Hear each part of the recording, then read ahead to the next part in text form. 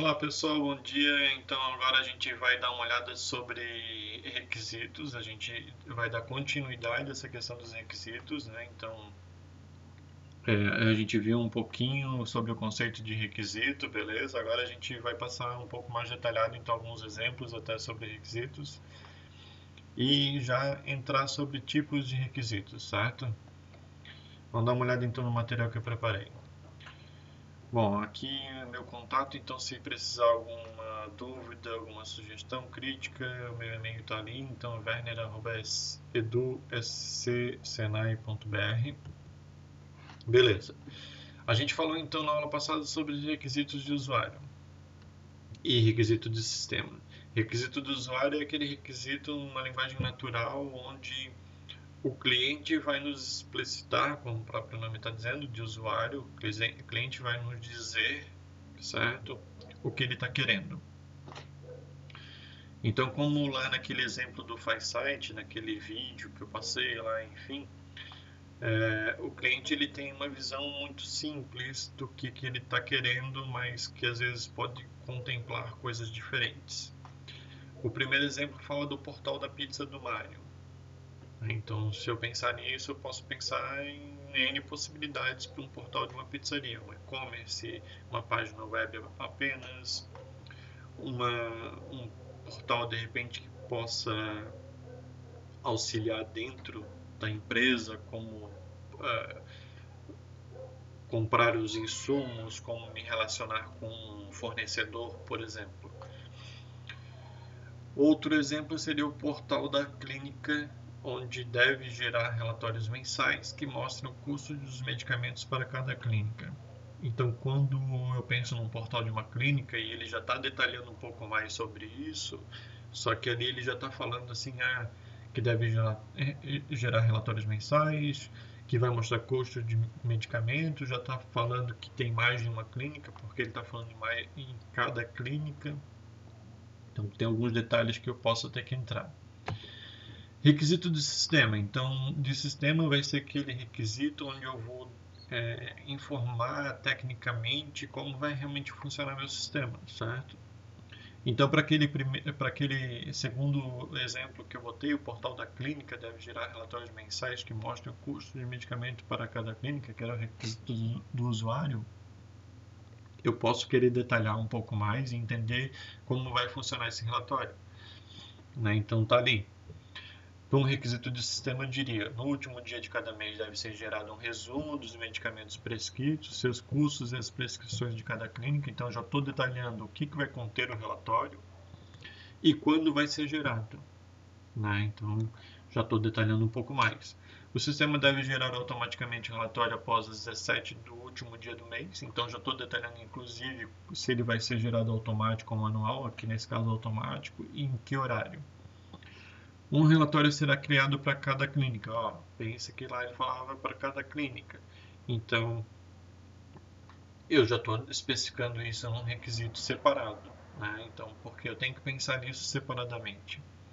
Devem ser criados relatórios separados por unidades. Sim, porque se eu não gerar separado, não vai atender da forma como que ele está querendo.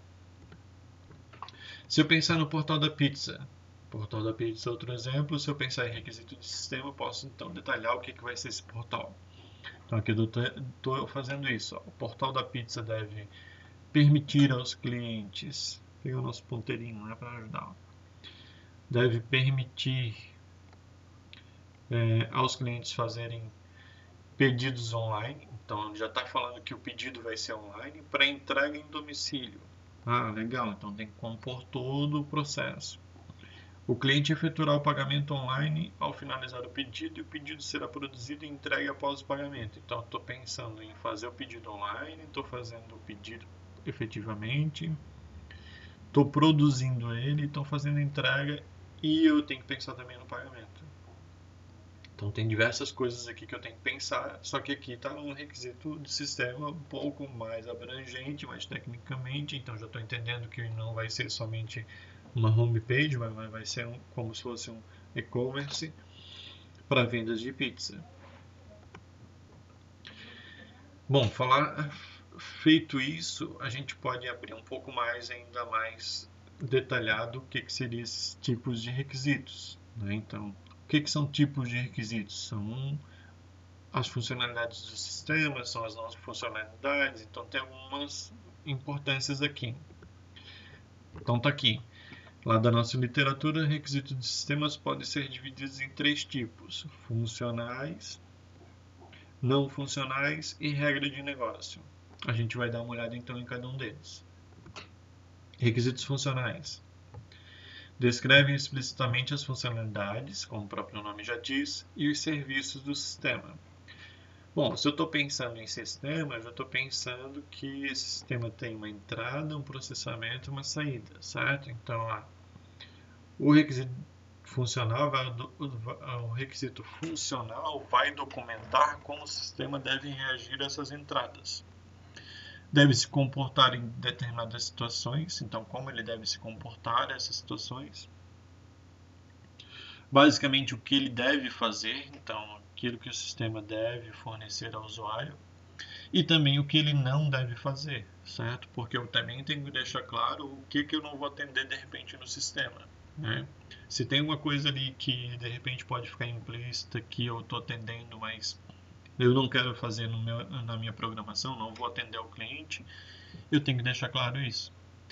Podem ser gerais, afetando todo o sistema, ou específico, né? Então, algumas vezes eu vou falar sobre um requisito que está, de certa forma, compreendendo todo o meu sistema, e de outra forma só uma funcionalidade específica.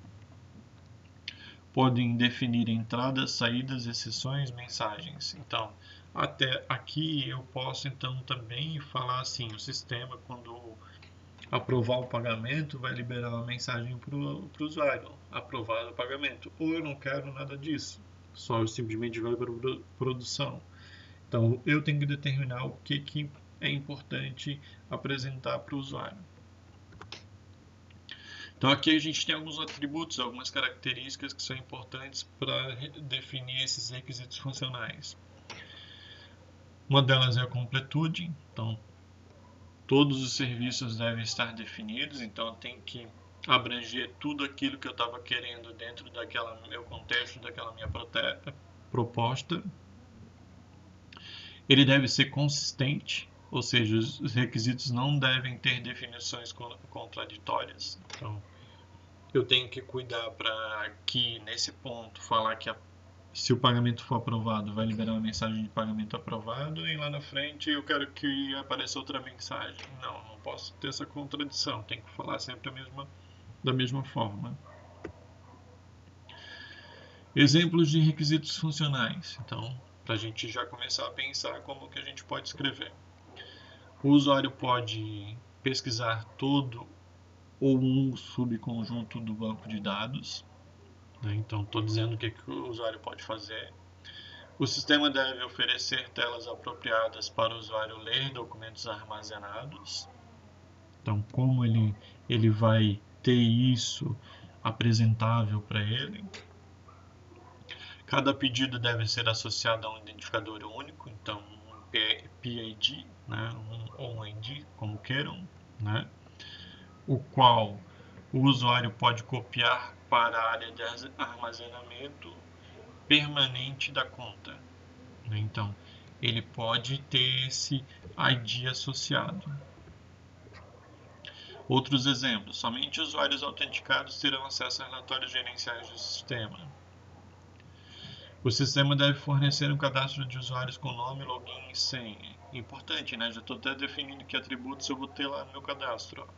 O sistema deve gerar um relatório de pizzas produzidas por dia. Já estou falando que também vai ter que ter um relatório. E quando vai ser emitido esse relatório, né? Uma vez por dia, no caso. Ambiguidades em requisitos. Então a gente tem que cuidar nisso, né? Cuidar em alguns pontos de forma que eu vou escrever de uma forma inteligível, né? Entendível a todos. A imprecisão na especificação de requisitos é motivo de vários problemas. Sim, porque se eu passar alguma coisa que o desenvolvedor não vai entender o que é aquilo, fica ruim, né?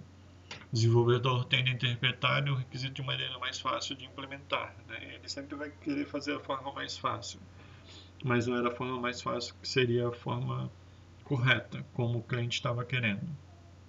Então, quando a gente falou sobre os exemplos, a gente tinha um exemplo desse, ó. O sistema deve oferecer telas apropriadas. Daí tu poderia me questionar o que é tela apropriada, né?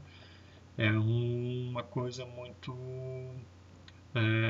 específica para uma pessoa. O que é tela apropriada? Eu posso botar esse conceito num glossário, por exemplo, né? Especificando o que seria tela apropriada para mim. Ou usar uma outra forma para estar apresentando esse requisito, né? Ou botar num glossário explicando o que é, ou escrevendo de uma outra forma. A gente também tem outro tipo de requisito importante, importantíssimo, que seriam os requisitos não funcionais. O que são eles? Eles definem as propriedades e restrições do sistema. O que seria isso ainda? Uma propriedade, uma característica, uma restrição, como o meu sistema deve se comportar. Alguns exemplos estão relacionados à segurança, desempenho, espaço em disco. Sim, porque eu posso dizer meu cadastro de usuário ele tem que contemplar uma certa segurança no dado para que aquele dado não seja roubado. Eu posso especificar o desempenho daquela minha tela de relatório. O relatório vai ser emitido uma vez por dia, ele vai gerar em 5 minutos, em 3 minutos, em 1 segundo. Como vai ser feito isso? Espaço em disco. De repente, se o meu sistema vão ter telas de design muito grandes, que espaço eu vou reservar para isso?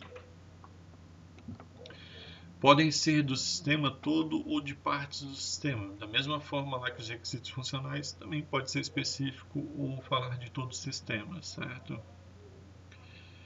Requisitos não funcionais podem ser mais críticos que funcionais. Por quê? Porque eu estou falando de repente sobre um desempenho, estou falando sobre uma segurança, estou falando sobre espaço, então pode ter uma criticidade maior. E se não satisfaz o sistema, é inútil, né? Então tem que contemplar alguma coisa que está dentro do meu contexto, né? Obviamente. Então, alguns outros pontos porque requisitos não funcionais são críticos na hora da gente pensar, na hora da gente escrever. Então, botei mais uma definição. Determinam restrições arquiteturais aos sistemas ou funcionalidades que o sistema deve fornecer. Podem ser restrições de arquitetura de software desenvolvido ou padrões de desenvolvimento. Então, estou pensando se vai ser numa linguagem Java, se vai ser integrado com algum web service, alguma coisa específica. Em geral, aplica-se ao sistema como um todo. Então, pode ser por uma parte sim, mas também geralmente está se falando de todo o sistema. Não estão relacionados a uma funcionalidade específica. Então, como eu falei, geralmente se aplica a todo o sistema, dificilmente vai se aplicar a uma funcionalidade específica. O não, talvez, às vezes pode até se aplicar, mas vamos lá. Isso é o que a literatura nos traz. Exemplos desses requisitos não funcionais. O sistema deve estar disponível 24 horas por dia e 7 dias por semana. Então já estou determinando um SLA, um nível de qualidade de serviço para o sistema, por exemplo. O sistema deve utilizar SOA para a construção de serviços, então já estou dizendo que modelo que ele deve usar. O sistema deve utilizar o protocolo HTTPS para as transações de pagamento. Já estou falando de questão de segurança. E beleza, daí esses seriam os exemplos.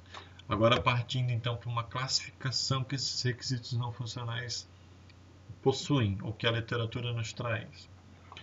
Até para ajudar a gente a escrever eles e ajudar a pensar. A gente tem essa classificação, que são requisitos de produto, requisito organizacional e requisito externo. O que são eles? De produto especifica o comportamento do sistema, do software.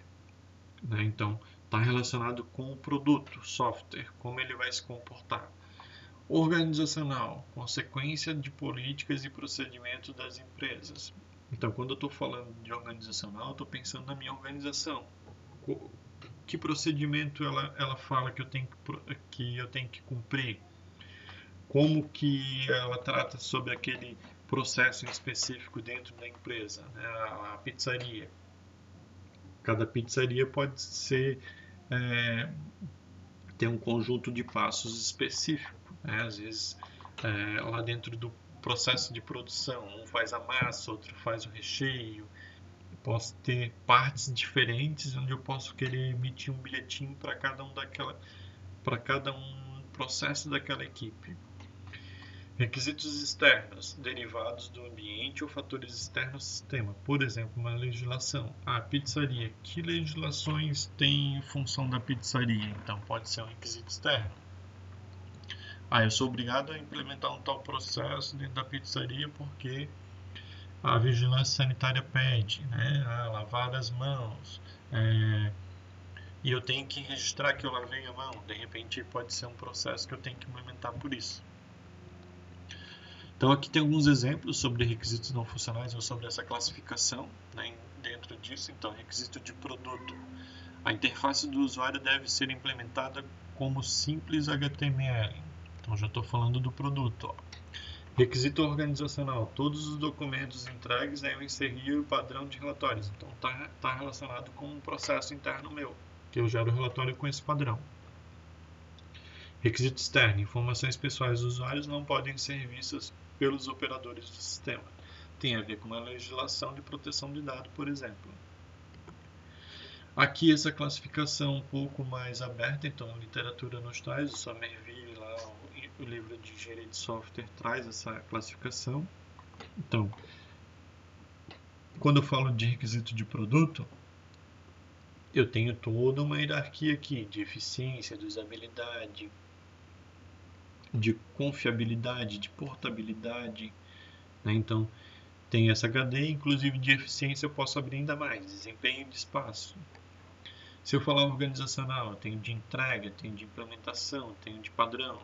Se eu falar de externo, tenho interoperabilidade, ético, legais, e dentro de legais ainda posso ter de privacidade e segurança. Então eu posso, conforme eu vou escrevendo, encaixar nessas classificações ou pensar nessas classificações o que eu posso atender, o que é importante para mim, o que não é importante para mim. A verificação de requisitos não funcionais. Às vezes são de difícil verificação, né? Mas em geral, esses requisitos não funcionais eles devem ser mensuráveis, certo? Então, porque está tratando sobre arquitetura, então em geral a gente consegue fazer essa mensuração, essa medida, né?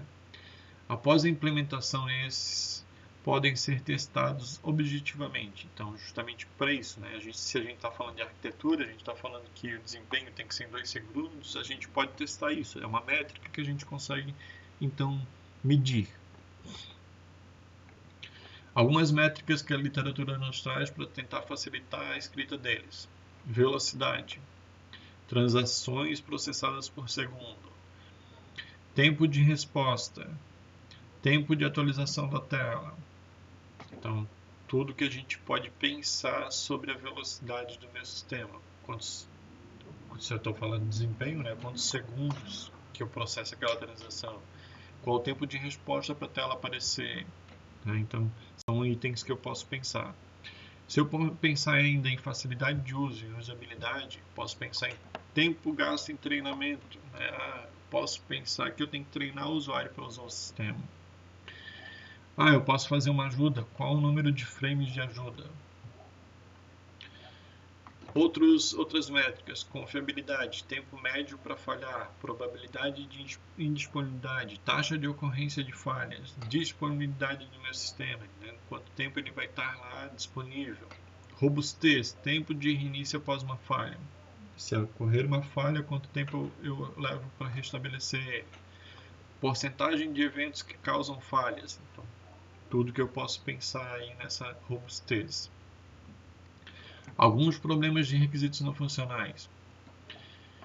A especificação quantitativa de requisitos não funcionais é difícil, então às vezes não é fácil fazer essa mensuração, não é fácil especificar isso, porque se eu pensar lá no relatório de banco de dados, de repente do meu banco, eu vou ter que fazer toda uma análise. Ocorre mistura de requisitos funcionais e não funcionais, isso tudo depende aqui do contexto do sistema, né? Se é um sistema que está relacionado com login, algumas coisas de segurança já estão implícitas, né? Então, eles são funcionais, porque eu estou falando que é um sistema de login. Então é importante, por isso é importante eu definir o objetivo do meu sistema. Vai me ajudar a definir o que é funcional e o que não é funcional. Requisitos não funcionais podem conflitar com outros requisitos, então é isso, né? Então essa mistura ocorre, certo? Esse conflito, tudo depende do meu contexto, do meu objetivo do meu sistema. E eu entro em requisitos, em regras de negócio, né? Que, como eu falei, poderia estar um pouco relacionado com requisitos não funcionais, mas a nossa literatura traz um pouco dividido. Regra de negócio tem mais a ver com contexto, então especificam as restrições legais ou normas que devem ser cumpridas no desenvolvimento de requisito funcional ou não funcional. Especificam regras para o desenvolvimento. Então, se tu olhar assim, tu pensa, não, mas tem tudo a ver com requisitos não funcionais. Mas aqui, de repente, um pouco mais determinado, uma abrangência geral daqui sim do sistema, né? Então, exemplo de regra de negócio, para a gente ficar mais claro e eu não ficar aqui tentando discutir se é não funcional ou se é regra de negócio mesmo. Então, a gente tem que pensar no nosso contexto, a gente tem que pensar em alguns pontos que realmente tem a ver com regra de negócio do meu contexto, da minha própria funcionalidade ali. O cálculo do valor de pizza, então se eu pensar lá no meu requisito lá que era o portal da pizzaria do Mário, eu posso dizer que o cálculo do valor das pizzas deve levar em consideração os impostos calculados de acordo com a lei tal, né? E tem a ver que eu tenho que seguir a lei, certo? Que poderia ser um requisito não funcional, mas aqui eu já estou falando sobre o cálculo, então é uma regra do negócio de como vai comportar aquela funcionalidade. A senha dos usuários deve ser formada por letras, números e caracteres especiais com no mínimo 8 caracteres. Então já estou falando de uma regra de como vai se comportar a senha do usuário. Falando um pouco mais então sobre os requisitos, ou esses tipos de requisitos, a gente pode pensar sempre que a gente está, de certa forma, pensando que a gente está atendendo um software, que esse software vai cumprir uma certa qualidade, né? Então, tudo isso a gente está buscando para isso, para a gente ter uma qualidade no nosso desenvolvimento. E se a gente pensar então na qualidade do requisito, a gente já falou sobre algumas características que devem contemplar, sim. E aqui reforçando então isso. O que é correto? O requisito deve ser viável e bem definido. O sistema deve ser objetivo e claro, é um requisito. O requisito deve ser possível de implementação. Não vou pensar em algo inatingível que eu não consigo contemplar. O requisito deve indicar o que precisa ser feito e não como será feito. Lembra lá do início, eu já tinha falado sobre isso. O como está relacionado ao projeto, aqui a gente está pensando no que. Ele precisa ser preciso, ter uma interpretação única, então ele precisa ser consistente, completo. Lembra lá, né? Completude, consistência. Então, o requisito não deve ter significado ambíguo, ou seja, não deve ter dupla interpretação. Devem ser utilizadas ferramentas como linguagem, glossários e termos adequados para evitar ambiguidades. Então, o que eu tinha falado lá, se tiver escrito tela apropriada, eu faço isso no glossário. Então, é importantíssimo a gente ter algumas ferramentas que nos ajudam a ter essa precisão, essa interpretação. Se eu pensar em completo, reflete todas as decisões tomadas para a funcionalidade. O requisito é uma funcionalidade completa, né? Então, se eu estou falando de cadastro, eu tenho que pensar tudo sobre o cadastro. Ele é consistente, então sem conflitos com outros requisitos. Importantíssimo eu não falar agora uma coisa e depois lá na frente, porque tinha 100 requisitos, lá na frente eu esqueci e falei de novo sobre aquilo. Não, é importante eu fazer essa revisão. Requisito não deve estar em conflito com outros. Não deve haver duplicidade de requisitos, então é justamente por isso fazer essa revisão.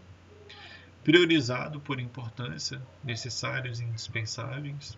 Verificar se o requisito é indispensável para o projeto, quer dizer, aqui eu posso dizer assim, o que o sistema deve fazer, o que o sistema pode fazer, o que é opcional para ele, o que é desejável para ele, o que ele tem que fazer. E inclusive para priorizar quando que vai ser essas entregas. Se eu botar uma coisa desejável, se eu de repente tenho que fazer lá na frente, qual data, como vai ser feito isso. Verificável deve ser passível de validação, quer dizer, o usuário pode ir lá querer validar se aquilo está funcionando, se está sendo atendido realmente, então como ele vai fazer essa validação. Rastreável, antecedentes e consequências.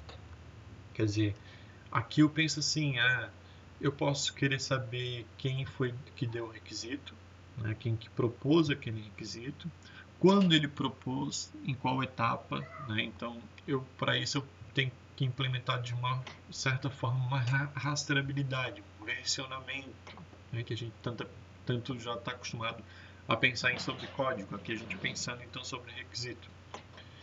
É importante para possibilitar e avaliar o impacto de mudanças, facilitar a manutenção e identificar dependências.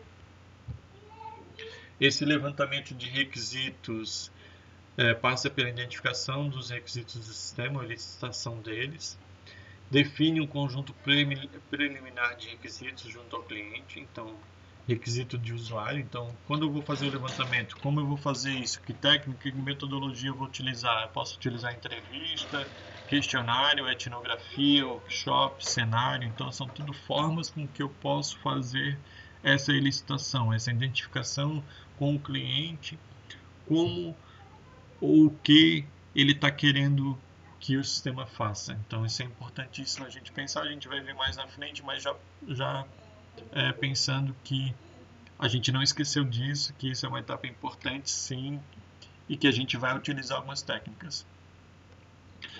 Falando sobre a escrita de requisitos, a gente pensa que eles podem ser escritos de duas formas. Uma linguagem natural, então a linguagem lá do cliente. O sistema deve criar um pedido para o preparo da pizza após a confirmação do pagamento. A descrição, então, desse pedido.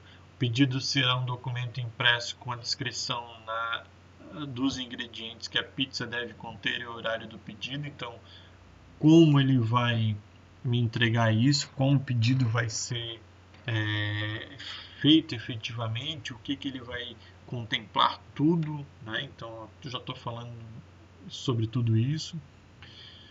E isso é uma forma de eu escrever esse requisito.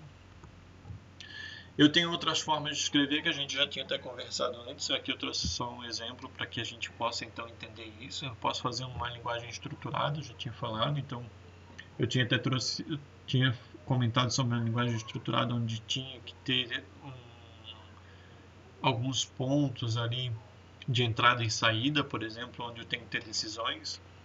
Aqui eu tenho um outro exemplo, que seria onde eu estou descrevendo a funcionalidade, a descrição dela, uma pré-condição, uma pós-condição, as entradas e saídas que eu tenho que ter e as dependências. Então, só para a gente ter uma visão geral e entender sobre isso. Eu também tenho a forma de escrever lá do Mike Cohn, que é um importantíssimo escritor e que conhece bastante sobre isso. Então, já entrando sobre metodologias ágeis, daí ele pensa em escrever de uma outra forma. Então, essa forma seria história de usuário. Como um usuário um papel, eu gostaria de fazer uma funcionalidade para que dê tal valor de negócio. Aqui eu tenho um exemplo sobre isso.